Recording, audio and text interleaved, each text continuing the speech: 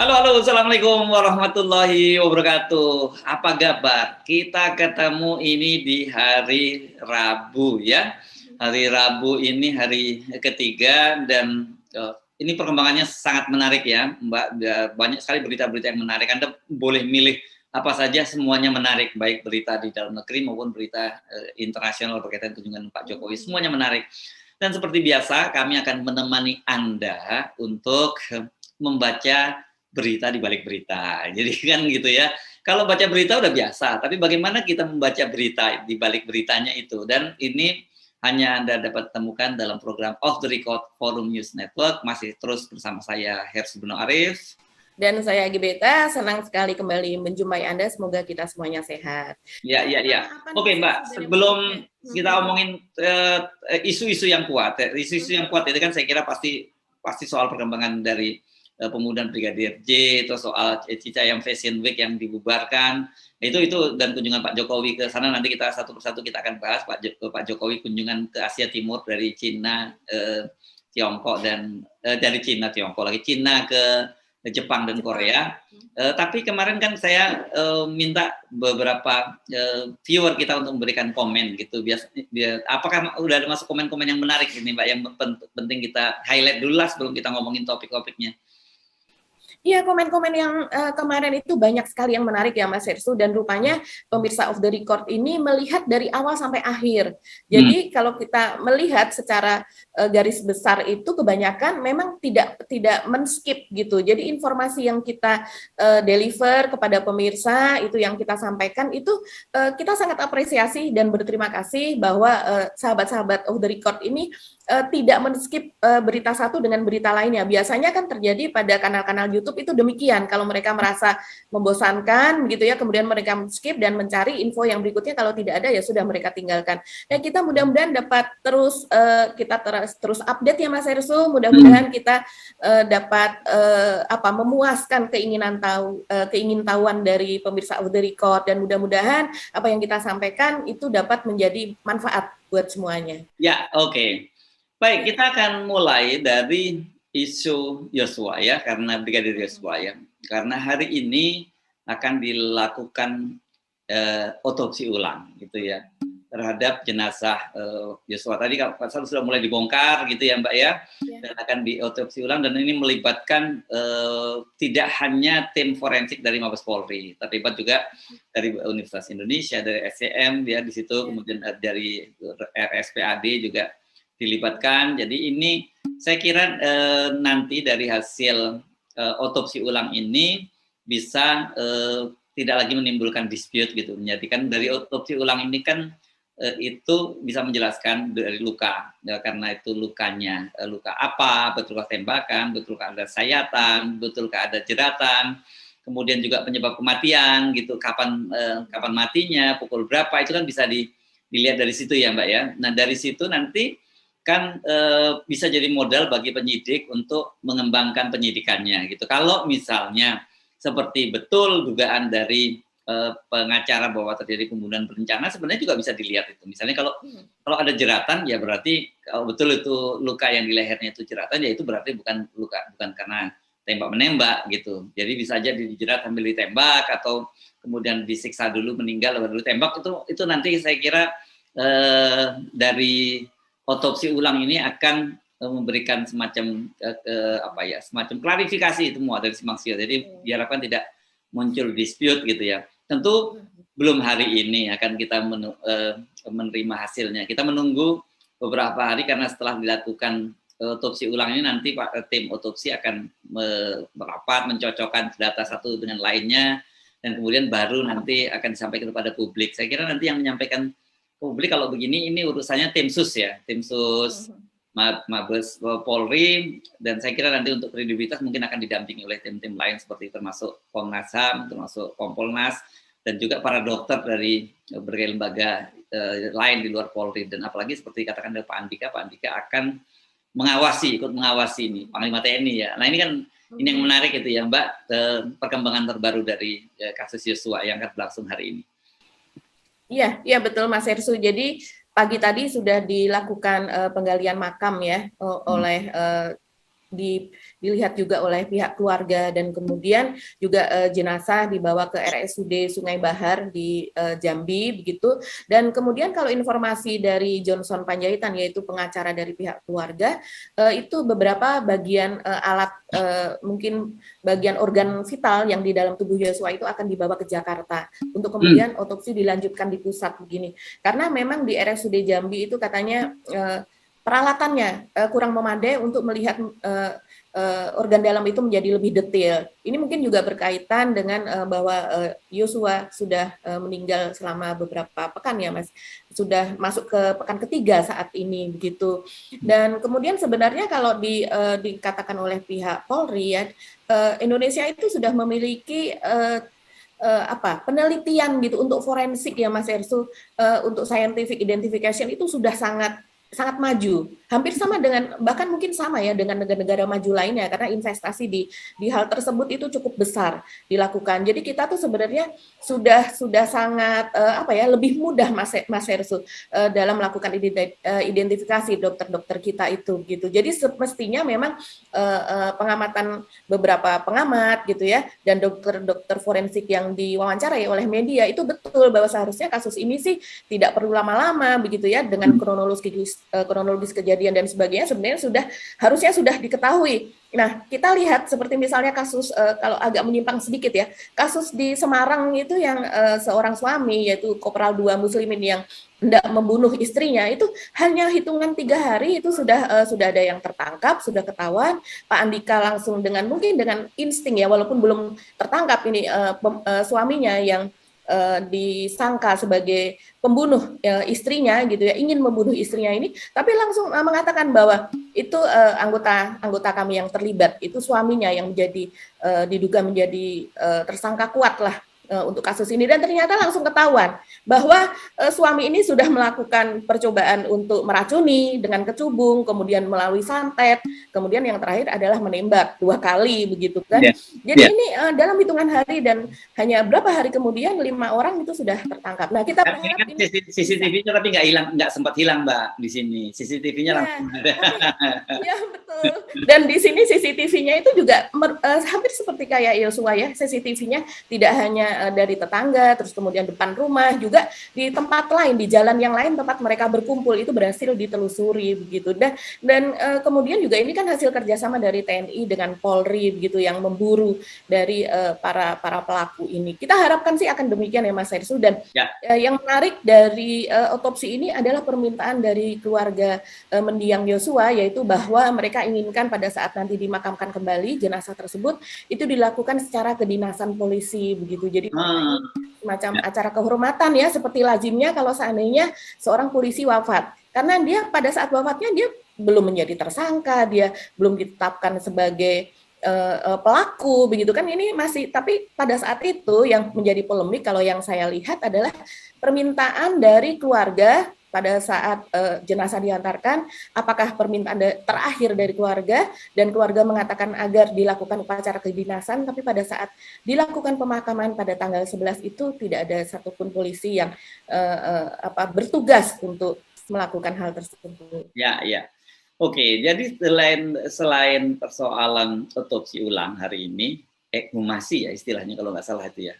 Itu susah. Otopsi ulang aja deh supaya Anda juga nggak bingung gitu. Itu kemarin Komnas HAM sudah melakukan pemeriksaan terhadap 6 orang ajudan Ferdi Sambo, termasuk brigadir, tetap orang nyebutnya padahal namanya kan Richard Eliezer gitu ya, ya Mbak ya, kan kalau orang Indonesia kan disebutnya nama depan bukan nama keluarga ya, kecuali kalau dan dia selain dipanggil Richard, sepertinya dia juga dipanggil Ricky. Jadi Ricky. Dari kepolisian itu sebenarnya kalau seandainya mereka tidak sadar gitu ya, mereka terlontar ya langsung nama Richard. Nggak tahu kenapa disebutnya menjadi Eliezer itu tadi. Ya, kecuali kalau orang Batak. Orang Batak itu rata-rata disebutnya namanya cuma disingkat, misalnya J, N atau N Boru Simanjuntak. Nah, biasanya begitu kalau orang Batak ya. Tapi dalam kasus ini dia orang Manado, saya kira dan tradisi Indonesia kan disebut nama depannya bukan nama famnya gitu ya. Jadi Brigadir Richard ini untuk pertama kali muncul. Kemarin sempat kita tunggu-tunggu ya, apakah Brigadir Richard ini akan muncul atau tidak, karena kemudian dia paling belakangan tuh hadir ya, setelah teman-temannya 5 orang muncul, dia sendiri belakangan baru muncul sekitar pukul 1 siang, yang lain pukul 10 udah tiba.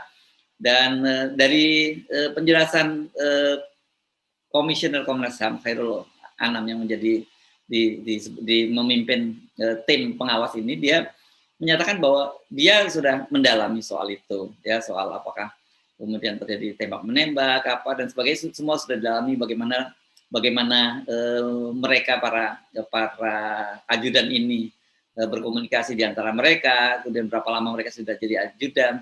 Tapi yang menjadi tanda tanya saya ini, kenapa Pak Khairul Anam menyampaikan bahwa ketika mereka para ajudan ini sebelum peristiwa itu sempat terjadi pertemuan dan kemudian suasananya itu ada yang ketawa-tawa. Saya nggak tahu apa maksudnya, tapi kan ini kemudian dikaitkan dengan tudingan, kalau saya menduga ini berkaitan dengan tudingan pembunuhan berencana. Nggak mungkin kalau ada, apakah maksudnya begitu? Nggak mungkin dong ada pembunuhan berencana kalau sebelumnya ada situasinya ketika ketemu sambil tawa-tawa gitu. Karena kan kalau ada rencana pembunuhan, apalagi terhadap orang lingkungan sendiri, pasti suasananya sangat tegang. Saya nggak tahu apakah itu maksudnya. Tetapi yang jelas kemarin dari 7 orang kan sebelum disebut dipanggil, tapi hanya 6 orang yang datang. Tidak disebutkan siapa yang lain tidak. Nah, yang lain nama-namanya juga kan hanya berupa inisial. Tetapi kan sebelumnya kita tahu juga bahwa Komnas HAM sudah bertemu dengan tim forensik dari Pusdokes kepolisian gitu ya. Dan Komnas HAM mengaku bahwa mereka mendapatkan melihat jenazah itu sebelum diotopsi. Saya kira ini foto-foto gitu ya, sebelum diotopsi, saat diotopsi, dan kemudian juga setelah diotopsi. Dan kemudian mereka juga sudah mendapat semacam kejelasan tentang apa penyebab luka, apakah benar ada jeratan, apakah dengan luka sayatan. Hanya saja dikatakan bahwa mereka belum berani menarik kesimpulan, karena Komnas HAM sendiri juga akan terus melakukan pemeriksaan gitu ya, setelah kemarin kedokteran, terus dengan para ajudan, dan ini masih akan berlanjut lagi pemeriksaan lainnya. Ini tentu orang berharap banyak juga terhadap Komnas HAM, meskipun banyak, saya kalau baca komentar-komentar banyak skeptis gitu ya orang terhadap Komnas HAM ini, karena saya tahu ini pasti dikaitkan dengan tragedi penembakan di KM 50 gitu ya pada waktu itu ya.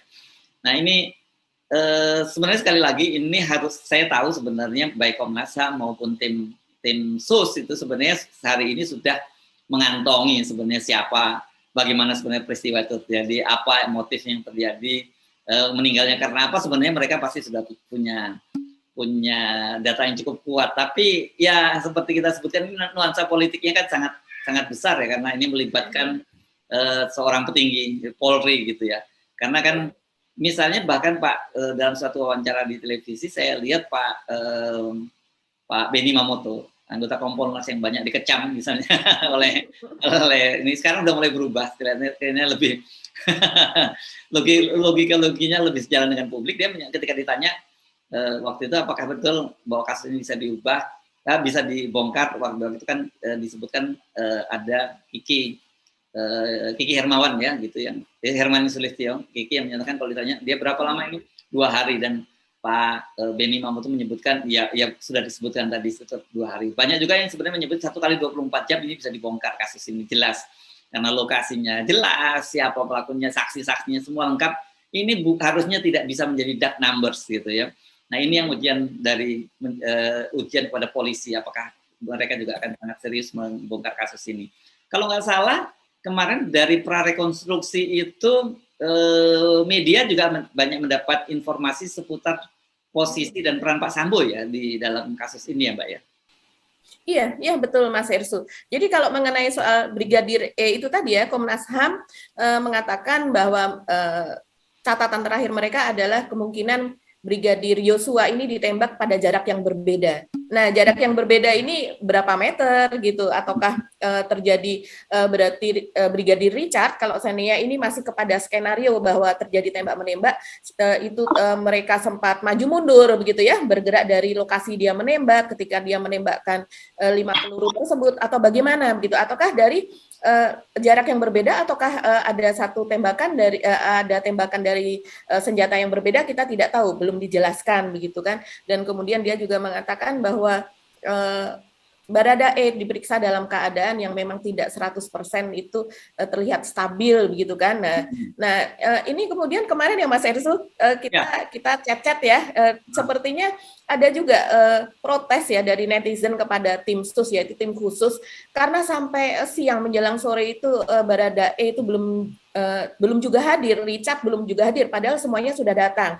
Dan kemudian dia juga datang dengan pakaian yang berbeda, nuansa hitam-hitam, dan dikawal ketat oleh polisi, sementara ajudan yang lain yang datang duluan, begitu, yang datang lebih dulu itu melenggang dengan biasa saja, gitu, tidak takut kepada wartawan, tidak takut difoto dan sebagainya. Sementara Baradae ini sepertinya khusus, gitu. Saya rasa dan alasan dan ada penjelasan dari Komnas HAM mengapa dia datangnya terlambat, karena lokasinya dari tempat yang berbeda. Nah, begitu dijelaskannya. Ya. Dan sempat ada ultimatum ya dari Komnas HAM bahwa harus datang hari ini karena mereka akan segera menuju Jambi ya malam harinya untuk mengikuti otopsi yang berlangsung pada hari ini begitu. Dan kemudian kalau seandainya pun tidak datang, Baradae ini tetap harus diinterview atau diperiksa oleh Komnas HAM. Jadi tidak berarti kalau misalnya tidak datang tidak diinterview. Jadi tetap aja ada waktu yang lain dan dia harus tetap diinterview gitu. Jadi ini memang sepertinya Komnas HAM ini adu apa ya, dalam tanda kutip juga adu otot mungkin ya dengan tim sus, karena dalam hal ini yang harusnya menghadirkan kan pihak tim sus begitu, karena dia ada di bawah pengawasan mereka. Nah, dan kemudian Mas Hersu memang betul ini beberapa catatan dari media ya. Media membuat judul misalnya ya berdasarkan dari prarekonstruksi yang dilakukan di kediaman Verdi Sambo, yaitu di Duren 3. Itu antara lain mencatat beberapa kronologis kejadian berdasarkan dari CCTV. Jadi dari CCTV tersebut terus kemudian ada prarekonstruksi ya. Nah, antara lain ada media yang membuat judul misalnya Irjen Verdi Sambo diduga ada di sekitar lokasi kejadian saat Brigadir J tewas. Jadi tidak tes PCR. Jadi diduga dia tidak tes PCR. Saya akan bacakan saja, takut salah ya Mas Sersu, kronologis kejadian gini yang dirangkum dari beberapa media ini. Ini seperti ini. Informasinya, rombongan Verdi Sambo dan istrinya Putri Chandrawati pulang dari perjalanan Magelang sekitar pukul 15.30. Jadi jam setengah 4 sore. Kemudian sekitar 2 menit kemudian masih tampak Brigadir Yosua di rumah utama. Jadi mereka pulang ke Jalan Saguling di rumah pribadi. Rumah pribadi. Iya, bukan rumah persinggahan atau rumah dinas, bukan. Tak lama kemudian Putri Chandrawati dan Brigadir J melakukan tes PCR di rumah utama tersebut. Jadi artinya memang ada fasilitas tes PCR untuk keluarga tersebut, begitu. Sang istri Putri Chandrawati dan ajudan Brigadir J melakukan tes PCR di rumah. Ya, ini di rumah pribadi di Jalan Saguling yang jaraknya sekitar 1 km atau ada juga yang menyebut sekitar 1 km atau sekitar 500 meter dari rumah dinas gitu ya di Duren 3. Nah, kemudian padahal di rumah pribadi ada fasilitas PCR. Tapi kenapa Irjen Polisi Verdi Sambo mengaku tes PCR di luar? Ini pertanyaan ya dari media. Kemudian sekitar pukul 15.50 atau jam 4 kurang 10 menit, Brigadir J terlihat terakhir kali di CCTV di rumah pribadi. Jadi ini CCTV yang ada di polisi yang diambil dari rumah pribadi. Dalam rekaman itu terlihat Putri Chandrawati, istri Verdi Sambo, berada di rumah singgah Duren 3 hanya selama 11 menit. Kemudian ini sudah lompat ya ke Duren 3. Jadi ini CCTV yang dipasang di sekitar rumah dinas di Duren 3 menunjukkan bahwa Putri Chandrawati hanya sekitar 11 menit ada di lokasi tersebut, yaitu mulai pukul 17.10, yaitu jam 5:10 sampai jam 17.21. Jadi hanya sekitar 11 menit. Sementara Verdi Sambo menuju rumah singgah Duren 3 sekitar pukul 17.12. Jadi kalau tadi istrinya pada pukul 17.10, Verdi Sambo 17.12. Jadi hanya berselang 2 menit dan mereka memakai kendaraan yang berbeda yaitu Lexus dan Alphard. Nah, kemudian Verdi dan istri berada di rumah singgah Duren 3 pada saat hampir bersamaan, yaitu menumpang 2 mobil berbeda yaitu Toyota Alphard dan Lexus, dan kemudian hingga pukul 17.50 wajah Brigadir J tidak terlihat lagi dari rekaman CCTV. gitu. Jadi tadi terlihat terakhir kali ketika dia berada dari rumah pribadi menuju ke rumah dinas. Nah, sejak itu dia sudah tidak terlihat lagi. Kemana 1 jam lebih Brigadir J tak kelihatan di CCTV, itu yang masih menjadi pertanyaan besar. Namun pukul 17.50, sebelumnya pukul 17.11, jadi jam 5 sore lebih 11 menit, terlihat ada mobil patwal berjalan mundur ke TKP atau ke rumah dinas. Jadi datang mobil patwal ini untuk pengawalan ya, biasanya patwal ini datang ke rumah dinas dan berjalan mundur. Dan sesudahnya pukul 17.50 atau jam 6 kurang 10 menit, Provos terlihat di lokasi Duren 3. Tidak jelas mengapa Provos muncul di lokasi tersebut. Nah, diduga atau diasumsikan dalam waktu itu Brigadir J sudah ditemukan tewas. Nah, dari sisi lain tersebar kabar juga bahwa ini semacam rumor yang beredar begitu ya Mas Ersu, kita tentu tidak tahu karena harus dikonfirmasikan lebih dulu begitu kepada mungkin kepada Kadif Humas Polri begitu atau ke Polda Metro Jaya karena yang melakukan rekonstruksi ini adalah Polda, yaitu bahwa barang bukti ponsel milik Brigadir Yosua yang disita polisi itu diduga bukan milik almarhum. Karena ponsel Brigadir Yosua mereknya adalah Samsung, tapi yang disita adalah merek lain. Nah, tentunya ini harus dikonfirmasi juga kepada pihak keluarga apakah betul demikian rumor ini gitu. Karena mungkin pihak keluarga yang lebih mengetahui apa merek ponsel dari Brigadir Yosua. Nah, ini kalau indikasinya di sini sih saya melihat mengarah ada semacam kecurigaan atau kekhawatiran bahwa akan ada fake chat begitu ya, atau atau semacam ada entah karena dari ponsel itu kan memang dilihat kronologis atau timeline dari chatting si Brigadir Yosua itu dengan keluarga begitu. Ya. Nah, tapi kalau dari kronologis tadi berarti penjelasan polisi sebelumnya bahwa Pak Ferdi Sambo pada waktu itu tidak ada di tempat karena sedang melakukan PCR yang tidak tahu tidak disebutkan di mananya, kelihatannya jadi terbantahkan dong gitu ya Mbak ya. Iya, kalau melihat dari ini sih demikian ya Mas Ersu. Dan kemudian dari kalau seandainya memang ada fasilitas di rumah, untuk apa? Secara logika ya, untuk apa kita melakukan PCR di tempat lain gitu? Apalagi melakukan PCR di tempat lain juga dikatakan ajudannya tidak ikut begitu kan? Dan malah terjadi tembak menembak gitu. Menurut versi polisi kan demikian. Ini banyak pertanyaan yang harus dijawab jika skenario-nya adalah tetap seperti yang pertama, seperti penjelasan dari Pak Ahmad Ramadan dulu dan juga dari Kapolres Jakarta Selatan yang sudah dinonaktifkan. Nah, itu kurang lebih demikian sih Mas Ersu dari sumber dari dalam internal ya, yang tentu media ini tidak bisa menyebutkan, seringkali kan memang sumber-sumber tersebut begitu ya dari pihak kepolisian sendiri begitu, tapi memang sementara ini belum bisa disebutkan dan ini masih berupa dugaan juga. Ya, ini sekalian aja ya kita karena kebetulan ngobrol soal ada sumber yang tidak disebutkan dan sebagainya, pasti teman-teman banyak yang bertanya, terutama yang tidak dari kalangan media ya. Ini di media itu memang ada etika semacam itu ya, disebut yang kita berhak untuk tidak membuka siapa narasumber kita gitu ya. Itu namanya hak tolak kalau di dalam itu. Tetapi risikonya memang kita harus dibawa ke ranah hukum dan nanti hakim yang bisa memaksa itu untuk membukanya, dan kalau kemudian tetap menolak karena memang melindungi narasumber, ya kita media wartawan yang bersangkutan bisa kena pidana. Dan biasanya kalau yang melaporkan gini, ini nggak boleh wartawannya langsung yang dilaporkan. Kalau di media itu harus pemimpin redaksinya secara kelembagaan yang harusnya dilaporkan itu ya. Tapi nanti kemudian dalam hukum ada disebut teori air terjun. Jadi nanti bisa saja si pemimpin redaksinya melimpahkan kasusnya itu kepada si wartawan yang bersangkutan. Tapi nggak boleh wartawan yang bersangkutan langsung dilaporkan. Dalam banyak kasus kan wartawan langsung yang dilaporkan. Harus itu adalah pemretnya dulu. Nah, ada beberapa kriteria yang saya kadang-kadang geli juga melihat narasumber. Ini ada yang disebut namanya off the record. Itu ada juga yang namanya not for attribution, gitu ya. Kalau off the record itu betul-betul itu tidak boleh disebutkan namanya. Misalnya begitu ya. Ini saya bicara pada Anda, tapi off the record. Jadi for your background only, gitu ya. Jadi hanya untuk background Anda. Jadi Anda boleh kalau Anda menyebutkan, kan nggak boleh menyebutkan sama sekali gitu.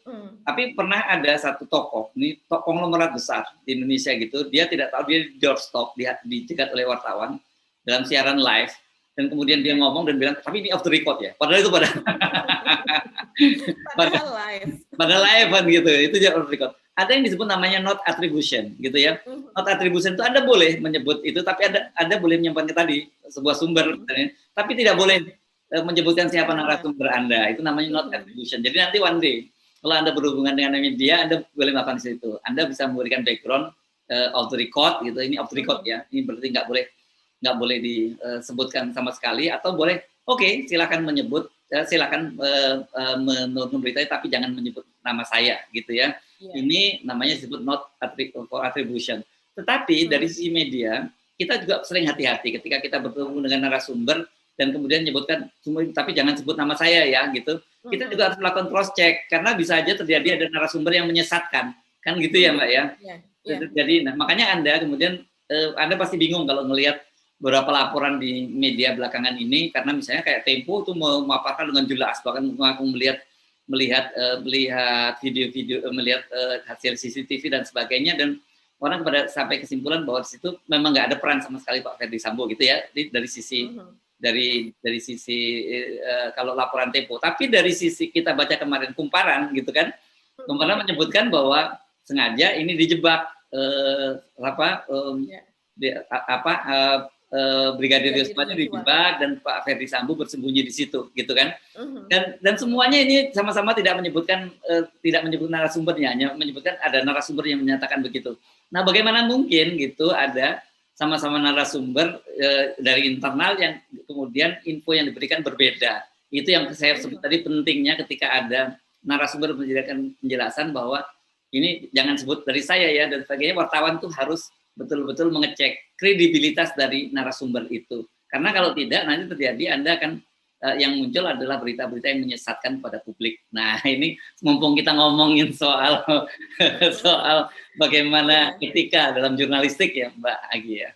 Iya, begitu. Dan kita juga harus melihat hubungan ya Mas Hersu, hubungan antara media tersebut dengan lembaga atau organisasi ya. Jadi seringkali media juga tidak fair gitu, karena dengan lembaga yang dekat dengan dia maka dia tidak melakukan pemalsuan, dia tidak membuat fake news gitu ya, tapi dia tidak memberitakan sesuatu yang merugikan dari lembaga tersebut. Dia hanya memberitakan yang positif-positif saja. Nah, itu termasuk yang tidak fair dalam hal itu. Itu bisa dilakukan. Dulu di pengalaman saya, kebetulan saya sempat di majalah dan di harian gitu. Saya pernah di majalah editor, di majalah berita editor. Ini pecahan dari majalah Tempo gitu. Kita ada tradisi, kan kita memang nggak ngepost ya. Biasanya beda dengan wartawan harian ya. Wartawan harian tuh ngepost seperti itu. Nah, ini ada plus minusnya ngepost ini ya. Ngepost ini plusnya dia menguasai persoalan, dia paham di situ karena dia lobby-lobbynya dengan narasumber cukup bagus di situ. Tapi kelemahannya dia seringkali karena terlalu dekat dengan narasumber, dia jadinya nggak objektif lagi. Nah, gitu. Makanya dulu kami nggak pernah boleh terlalu lama-lama di dalam ngepost di satu post itu. Jadi prinsipnya sebagai wartawan sebenarnya untuk menjaga independensi, satu, tidak boleh terlalu jauh, karena kalau terlalu jauh kita tidak akan mendapatkan informasi apa-apa, tapi tidak boleh terlalu dekat juga. Karena kalau terlalu dekat dengan narasumber, nah itu yang berbahaya. Nah kan gitu ya. Saya nggak mau nyebut, sekarang ada kasus lagi rame, misalnya melibatkan seorang presenter yang berkaitan dengan pemberian uang karena berkaitan dengan apresiasi terhadap dirinya dan terhadap karena dia menjadi konsultan politik. Nah menurut saya ini bias. Memang wartawan nggak boleh menerima uang dari narasumbernya, karena itu tadi untuk menghindari sikap yang bias gitu. Bahkan dulu ketika saya di Metro TV itu keras banget Mbak. Kalau saya pernah jadi head of news gathering gitu ya, yang membawa semua liputan.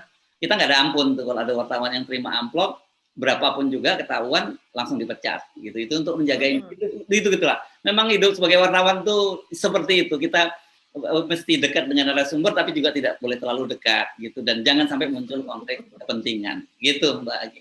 Iya, betul Mas Hersu. Berkaitan dengan itu tadi ya, yang soal kronologis tadi, ya kemudian kita sebagai media juga bertanya-tanya ya Mas Ersu, kalau seandainya sekitar tadi hanya sekitar 11 menit Putri Chandrawati yaitu istri dari Pak Ferdi Sambo itu ada di rumah dinas atau rumah singgah itu tadi, apakah sempat pada saat tersebut terjadi pelecehan seksual? Itu kan yang dipertanyakan, gitu kan? Yeah. Karena waktunya sangat singkat begitu, dan kemudian juga terjadi pelecehan seksual itu di tempat yang banyak orang begitu. Padahal itu dalam keadaan hektik mungkin ya, dalam perjalanan dari Magelang ke rumah pribadi, kemudian pindah ke rumah singgah begitu. Dan tapi artinya sesudah kejadian pun di sini Ibu Putri ini sempat meninggalkan tempat kejadian atau TKP karena dikatakan dia hanya 11 menit begitu berada di lokasi. Nah, ini masih banyak teka-teki yang tentunya harus dijawab.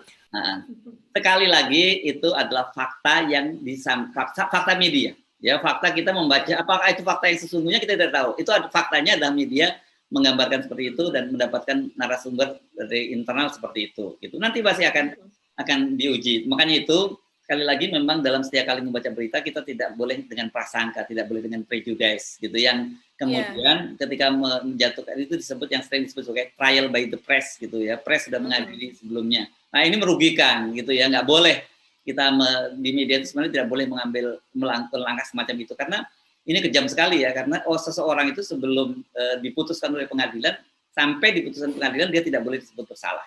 Kan begitu. Iya, dan ini harus juga dicocokkan tentunya dalam hal ini dengan keterangan dari pihak keluarga, begitu kan? Antara lain pihak keluarga yang kemudian menemukan data-data di lapangan, begitu bahwa Yosua ini tidak hanya berhubungan dengan keluarganya, keluarga inti, orang tua dan saudaranya, tapi ternyata juga curhat kepada kekasihnya dan ada rekaman di situ. Bahkan rekamannya tidak hanya berupa tulisan atau chat lewat WA, tapi berupa rekaman yang dapat didengarkan karena di situ dikatakan bahwa dia menelpon, kemudian direkam dan kemudian nangis kejer gitu ketakutan bahwa karena diancam akan dibunuh dan sebagainya. Itu kan ada timelinenya juga. Karena pada hari yang sama juga kabarnya dia sempat menelpon sekitar beberapa menit sebelum yang dikatakan dia tewas itu sempat menelpon atau melakukan chat WA dengan kekasihnya Vera Simanjuntak gitu. Ya, tapi kita diingatkan juga oleh pengacara Vera Simanjuntak pada waktu itu ketika ditanya apakah ini sebelum peristiwa kematian pada tanggal 17, dia menanyakan kata siapa tanggal 17 pukul 17 itu Yosua sudah meninggal dunia. Kan kalau kita selama ini menggunakan penjelasan dari polisi yang menyatakan bahwa itu meninggalnya pada tewasnya pada pukul 17 gitu ya. Jadi selalu begitu ya. Menggunakan itu ada klaim atau penjelasan dari polisi, tapi jangan kemudian kita menggunakan menjadi fakta, misalnya kayak seperti awalnya tembak menembak, itu kan juga kita tidak boleh menyimpulkan menurut keterangan polisi terjadi tembak menembak, tapi apakah betul dari tembak menembak itu dua hal yang berbeda. Tapi kita kan mengutip penjelasan polisi gitu, menurut atau klaim polisi, ya, biasanya kita menggunakan kalimat semacam itu. Oke Mbak, kita tunggu perkembangan yang lebih lanjut. Tadi kita masih ada 2 topik lagi nih, lumayan panjang padahal kita sudah ngobrol. Kita pindah ke mana dulu nih?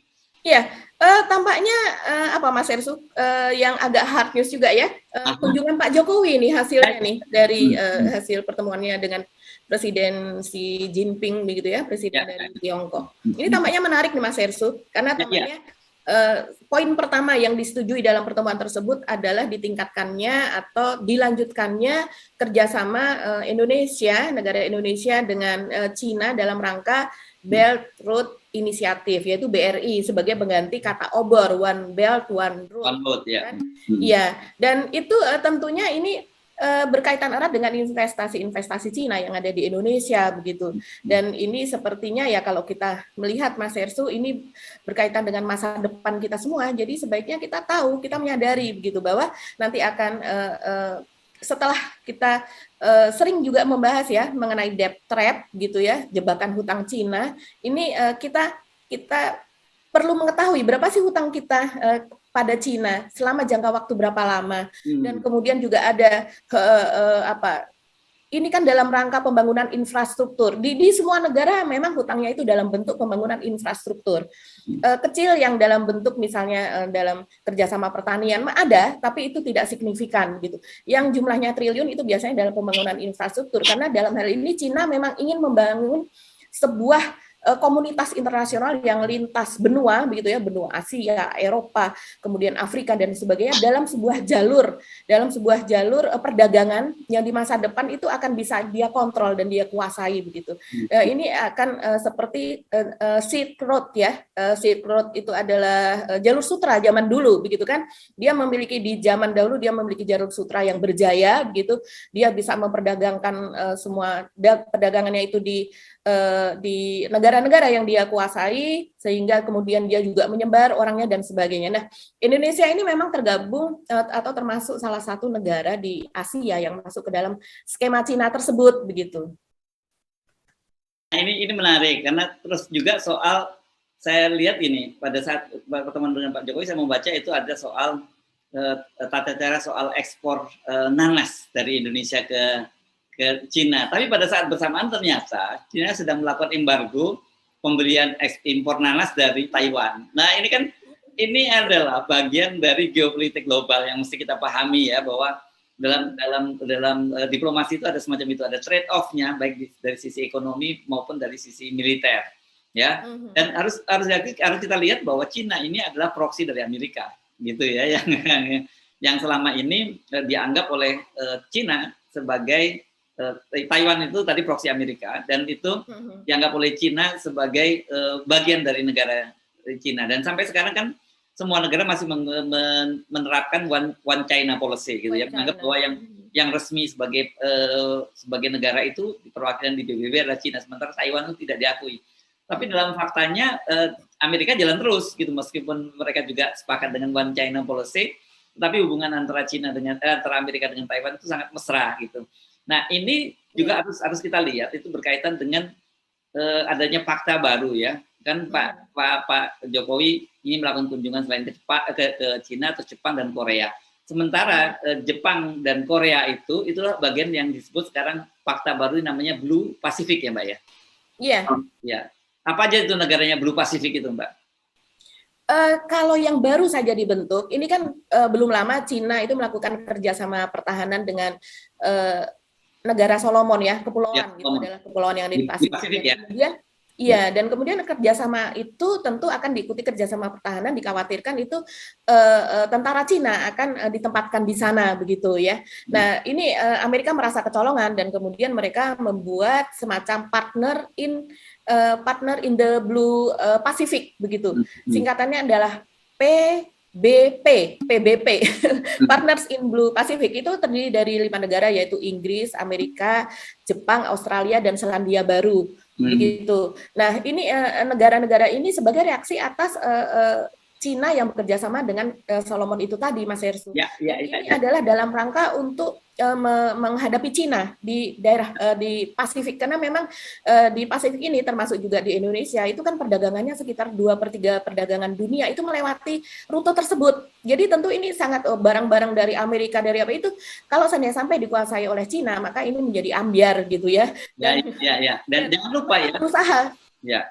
Jangan lupa Solomon ini beberapa waktu yang lalu terjadi kerusuhan rasial ya, dan orang-orang Cina di sana dibakar, dijarah, dan kemudian Cina itu mengirim pasukannya dan melakukan evakuasi terhadap warga negara Cina di Solomon gitu ya. Kebetulan Solomon negara yang kecil, lemah gitu.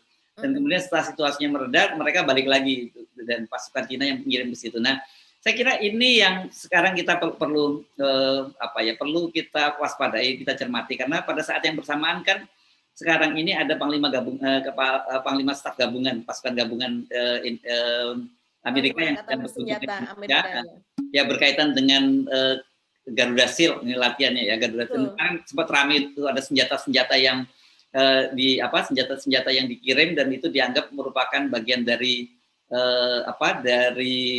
dikira selundupan, tapi ternyata itu dari sana ya. Tapi yang menarik ini kan kalau nggak salah Pak Andika menerima Panglima Staf Gabungan dari Amerika ini tanggal 24 dan kemudian Pak Jokowi berangkat ke Cina itu tanggal 25 ya Mbak ya? Tanggal 25 ya? Iya, berangkat ke Cina tanggal 25, sementara Pak Andika menerima Mark Milley yaitu Panglima Angkatan Bersenjata itu tanggal 24.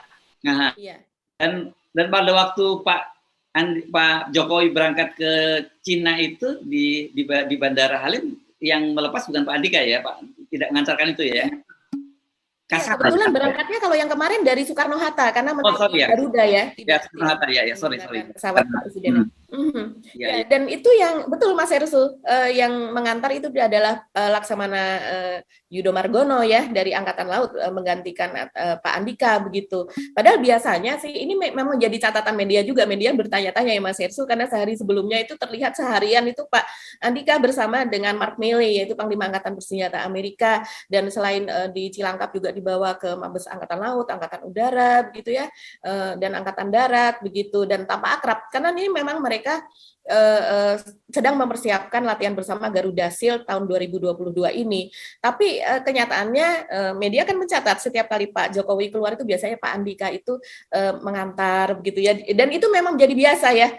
Memang protokolnya seperti itu. Ya, protokolernya seperti itu gitu ya. Iya. Jadi walaupun kemudian Pak Muldoko membantah nggak ada hubungannya itu ketika misalnya peringatan dari Panglima Gabungan, Kepala Staf Gabungan dari Amerika itu soal Indonesia sebagai mitra terpenting dan dikaitkan dengan Pak Jokowi ke Cina, tetap saja ya. Sebenarnya kita tahu sekarang diam-diam itu ada ketegangan kan antara Cina dengan blok Barat itu. Kan kalau kita dulu cerita bahwa perang dingin itu dulu terjadi jauh di sana, di antara blok Barat dengan Timur. Sekarang tuh sebenarnya mulai di halaman kita soal perang semacam perang dingin gitu antara Cina dengan Amerika, dan mau tidak mau kita itu menjadi bagian dari itu. Mungkin kita ingat ketika Presiden Bush pada waktu perang Irak dulu kan dia dia memilih kata either with us or either with enemy gitu ya. Lu mau bersama gua atau mau bersama lawan. Sementara kalau Biden menggunakan diksi yang sedikit berbeda, sedikit mutar. Kalau Anda berteman dengan Cina, berarti Anda kan bukan apa ya bahasanya, pokoknya kira-kira bukan ikut memusuhi kita lah gitu. Jadi dia tidak nyebut pilih gitu, tapi pokoknya kalau lu milih pada Cina berarti lu nggak berkawan sama kita, kira-kira gitu. Baik, tapi intinya sebenarnya sama. Ini jangan dianggap remeh, dianggap sepele bahwa kemudian kita seperti hidup dalam tempurung gitu, kata dalam tempurung, bahwa kita nggak peduli soal geopolitik global. Ke depan kita makanya selalu mengkampanyekan kenapa kita penting 0% itu ya itu tadi, kita ke depan perlu ada seorang pemimpin yang memahami betul geopolitik global, bisa bicara dengan para pemimpin dunia. Syukur-syukur nanti kalau bisa seperti Bung Karno lagi yang punya peran atau yang punya peran besar di geopolitik global, bahkan juga Pak Harto gitu ya yang jadi pemimpin, jadi big brother di Asia Tenggara, terus kemudian di negara non-blok maupun negara konvensi Islam gitu. Ini panduan buat kita ya. Udah nggak masanya lah ada seorang presiden yang kuper gitu, nggak pernah hadir dalam komunitas internasional, nggak bisa gitu. Itu kebutuhan kita sebagai negara yang sangat penting di kawasan Asia, itu sangat penting kita mendapatkan figur yang semacam itu. Iya, pentingnya kejadian ini yang dapat kita lihat adalah bahwa pada Garuda Shield nanti ya Mas Ersu itu kan ada 4 negara yang terlibat. Kita selain Amerika ada Jepang, ada Singapura, dan kemudian Australia. Jadi ini lebih diperluas. Ya, ini proksi dari semua proksi Amerika semua ya negara-negara. Proksi Amerika. Jadi sahabat of the record kalau seandainya kita melihat ya Singapura, mungkin Singapura itu kan proksinya Cina begitu ya. Dalam hal ini Singapura memang betul banyak etnis dari Cina di sana, tapi kita lihat investasi Singapura yang sudah selama puluhan tahun itu terhadap sistem persenjataan gitu ya. Itu dia investasikan kepada penelitian-penelitian di Israel begitu kerja, dan di mana penelitian tersebut adalah di bawah supervisi dari Amerika.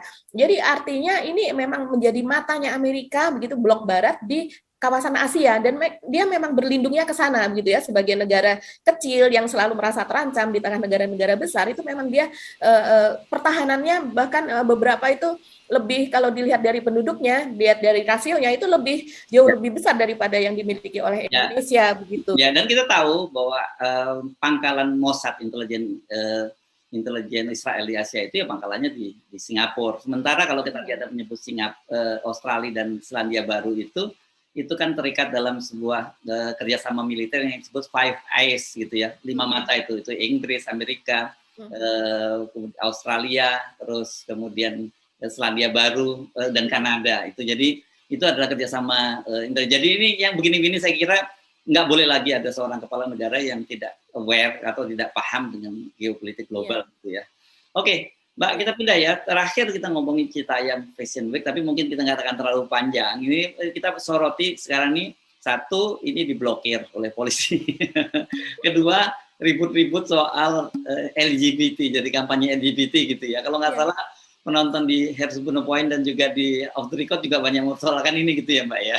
Coba kita fokus saja soal ini deh, soal LGBT-nya saja deh, soal blokir-memblokir, nanti kita bahas di lain waktu. Iya betul, tapi kita singgung sedikit ya, karena ini hubungannya juga dengan masalah LGBT sih Mas Ersu ya. Memang ada di FB itu yang lumayan viral, yaitu status seorang komandan Kokam. Kokam ini adalah organisasi ya di bawah Muhammadiyah ya, semacam bansernya Muhammadiyah, ini bansernya Muhammadiyah ya. Iya, di bawah pemuda Muhammadiyah lah begitu ya. Itu dia yang dia sering berada di lokasi, mungkin ikut membantu mengawasi pengamanan dan sebagainya. Itu mengatakan bahwa dia melihat sendiri begitu bahwa memang kegiatan tersebut positif, tapi lebih banyak kemudian berkembang hal yang tidak positif begitu. Dan kemudian ya salah satunya ini adalah soal LGBT itu tadi Mas Hersu. Jadi memang dikhawatirkan itu menjadi ajang LGBT yang kemudian menjadi propaganda begitu ya. Politik internasional global itu masuk lewat situ begitu, yaitu dengan bukan ini tidak rumit untuk dilihat gitu, yaitu dengan membiarkan saja itu sudah merupakan salah satu promosi dari LGBT. Apalagi kalau menurut Pak Riza Patria, yaitu wakil gubernur kita, itu mengatakan bahwa di antara mereka itu ada yang usianya masih kecil, Mas Hersu, yaitu berusia 13 tahun begitu, yang 15 tahun masih di SMP lah, usia anak SMP. Sementara kalau menurut kategori usia anak di Indonesia itu kan sampai umur 18 tahun ya. Sesudah 18 tahun baru dia dianggap masuk ke fase dewasa begitu. Nah, inilah yang kemudian dikhawatirkan karena memang kenyataan dari berbagai video dan foto yang tampak itu memang mereka banyak yang masih usia anak-anak. Nah, ini yang menjadi menarik adalah komentar dari Komnas HAM. Bagaimana Mas Heru? Mas itu kemarin share tuh. Iya. Ini kan dinas sosial tadinya kan mau dalam tanda petik mau menggaruk gitu LGBT ini kan mengganggu ya. Saya juga sorry ya, saya lihat juga kadang-kadang kalau lihat LGBT, aduh gimana ya ini perempuan enggak, laki-laki enggak kan. Makanya ketika ditanya ini mau dipanggil Mbak atau Mas, ya dia cuma cekikikan aja kan, kita jadi bingung nih kan. Karena nggak jelas ini apanya jenis kelaminnya itu. Dan kan kemudian ternyata Komnas HAM menyatakan bahwa itu melanggar hak asasi manusia, dan ini saya kira banyak diprotes karena sebenarnya praktek LGBT ini juga melanggar hak asasi manusia tuh. Kenapa? Hak asasi manusia itu hak untuk hidup. Sementara kita tahu kalau dengan LGBT ini kan tidak akan bisa melanjutkan keturunan, dan berarti nggak ada kehidupan kalau semua orang di dunia ini melakukan praktek LGBT ini kan gitu Mbak ya.